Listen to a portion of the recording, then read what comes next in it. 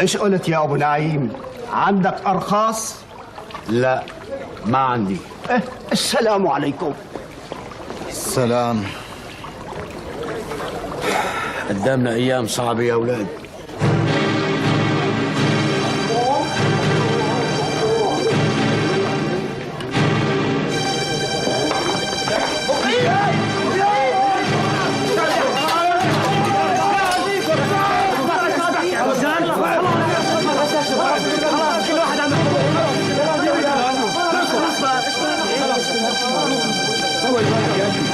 خلاص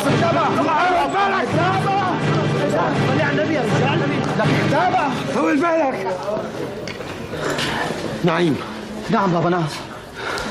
روح لعند اليهود ابراهيم، وقول له لازمنا نص مليون ليره لمده شهرين، وفهم منه النسبه، وتعال خبرني بسرعه. حاضر بابا حاضر.